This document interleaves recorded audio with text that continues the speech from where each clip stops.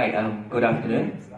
That was quite a mouthful, but don't worry, this talk is not going to be very technical because I know my audience isn't technical, so I'm just going to keep it simple. Welcome. Hi, my name is Shawn, and I like to design microprocessors as a hobby. So I'm going to tell you a short tale about 5 microprocessors that I've designed before, the how and the why. But before we begin, just in case anyone here doesn't know, what is a microprocessor exactly? Now, a microprocessor is the brains of all modern electronic devices, from the smartphone that you're holding in your hand, to supercomputers in the cloud, and even for, where's the projector? The projector over there, right? So, all modern electronic devices have a microprocessor in them. And some would say that a microprocessor is actually the cornerstone of the 21st century. It has changed the way we live our lives today.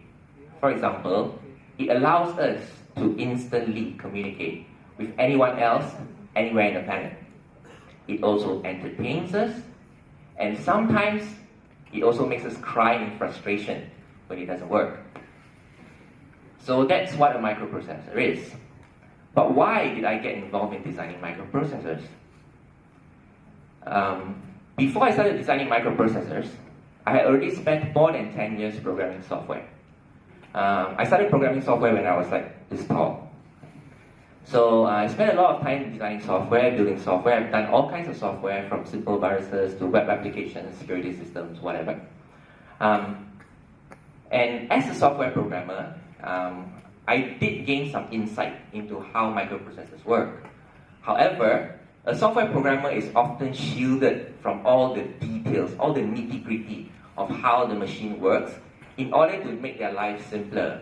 Because, the reason is very simple, it's because software programmers are supposed to work on the software.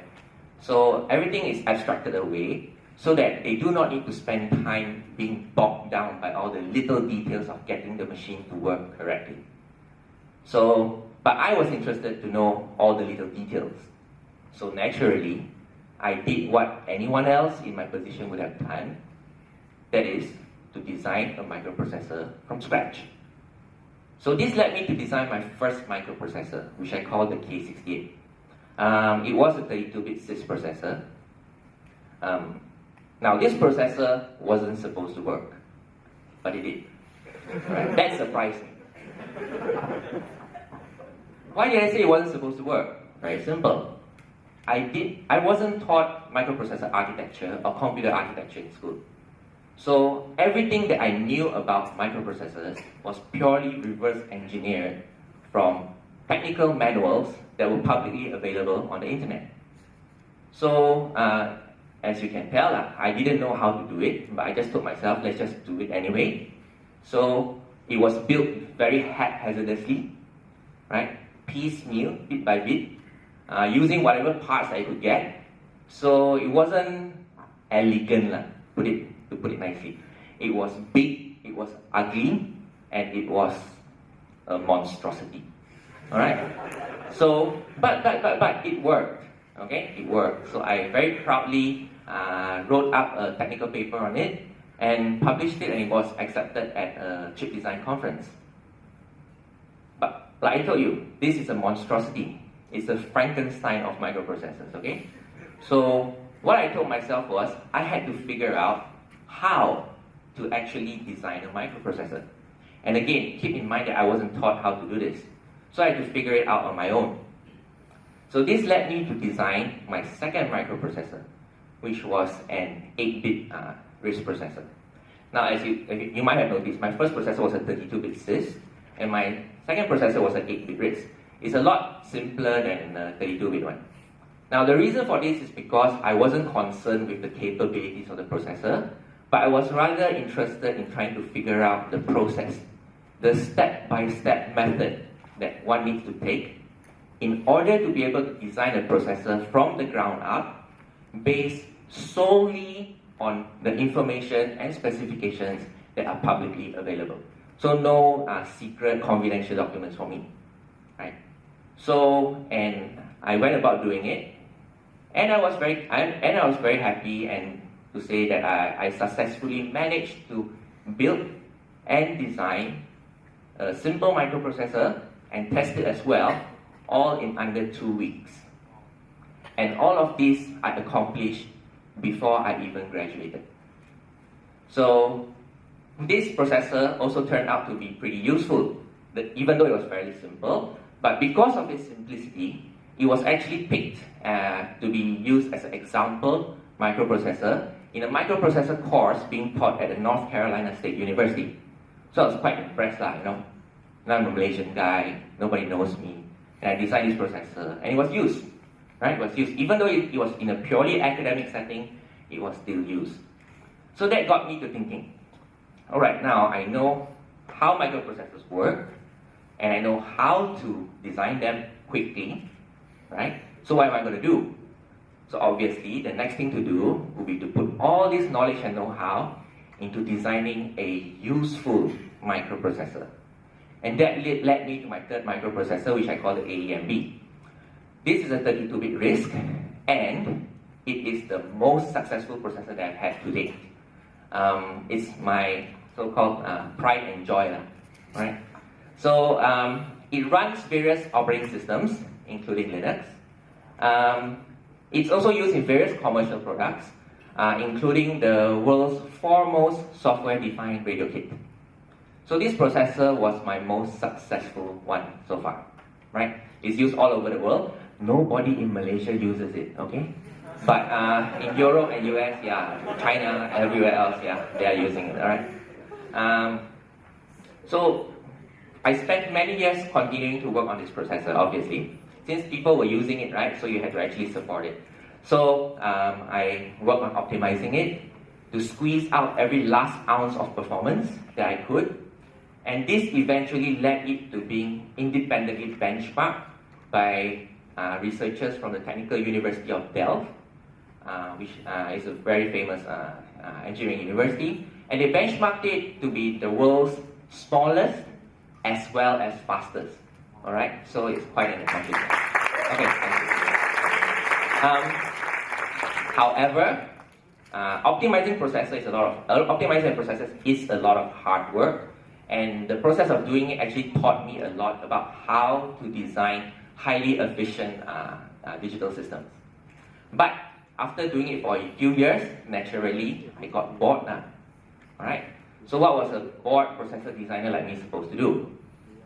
Design another microprocessor, right? So that led me to my fourth microprocessor, okay, which is the DCPU16. This one is a 16-bit CISC machine. There's something interesting about the DCPU16 because unlike any of the other processors that I've designed before this, there's actually no real-world implementation of the DCPU16. The DCPU16 is a purely virtual processor that was conceived by this guy called Marcus Pearson, aka Notch. Right? Some of you may know his name because he's the creator of Minecraft. Yeah, he actually conceived this processor for a new game that he was working on. In this new game, the processor, the DCPU16, was actually used to control spacefaring starships. So you have like space battles and stuff like that, right? So what was I supposed to do? I looked at it and I decided, hey, why not design a real implementation of this processor? So that's what I did. I designed this processor. It took me under less than a week, maybe about 3 or 4 days, and it worked. It's been cloned by several other people, and what I'm doing now is just waiting for someone out there to actually design starships. Hopefully, one day in the future, when we have starships, they will actually use my processor. Okay. So that's the story of my 4 microprocessors. Now, there's also a 5th microprocessor. The reason why I designed this 5th microprocessor is really simple. Like I mentioned to you, I had the most successful processor of mine, which was my 3rd one, right? That processor is already more than 10 years old. Okay?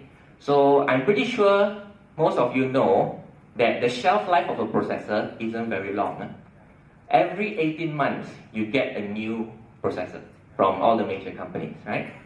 So, and I'm very sure none of you are still using technology that you own from 10 years ago. Right? So, it's time to get it replaced. That's the main reason. So I designed this fifth microprocessor, which is also a 32-bit RISC. However, it incorporates a lot more advanced features and new capabilities based on the experiences that I've gained over the last decade and a half of designing microprocessors. So that's all right? But the important question is, because this is my hobby, right? Is it fun to design microprocessors? Obviously, it's fun, but for a certain kind of person, okay? It's not necessarily fun for everyone, okay?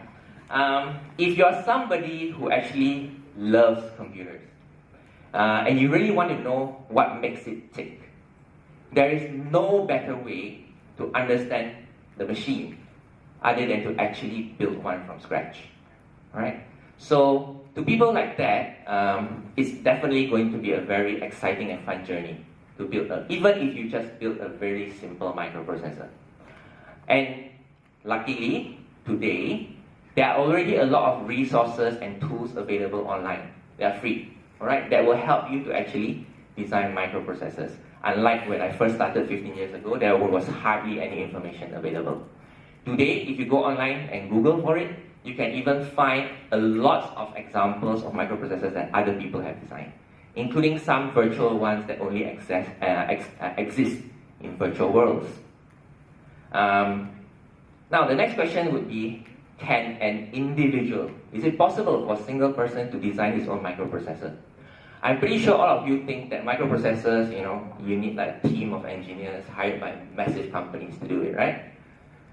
It is possible for a single person to design a microprocessor. However, it's not going to be easy. Firstly, you would need to read a lot. You need to learn a lot about how microprocessors work, so basic architecture. There are many microprocessors in the market today.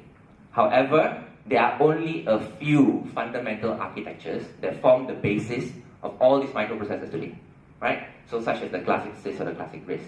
So these are certain things that you need to learn. And the only way to learn it is by reading. And I'm very proud to say that I actually have a collection of microprocessor reference manuals. Some of those microprocessors no longer exist in this world.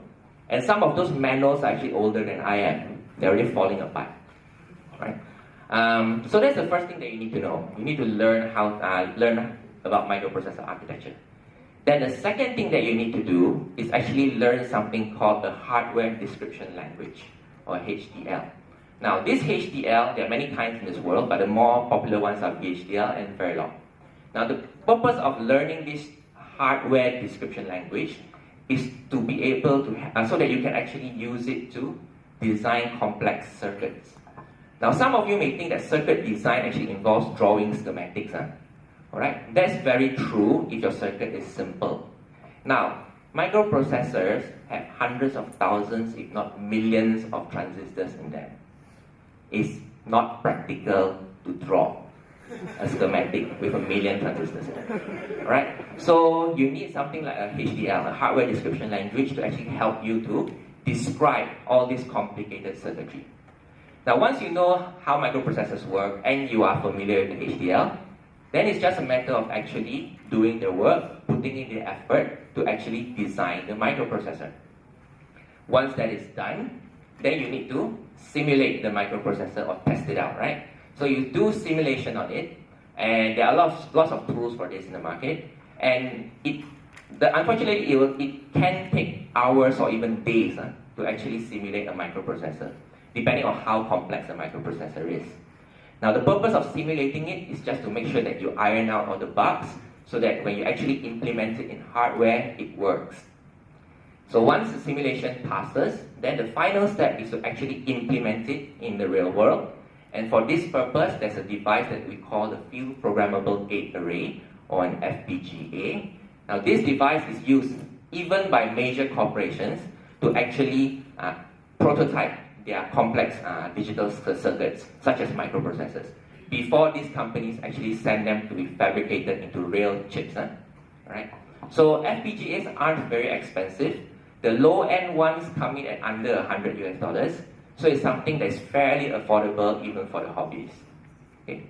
So once that is done, then you actually have your microprocessor.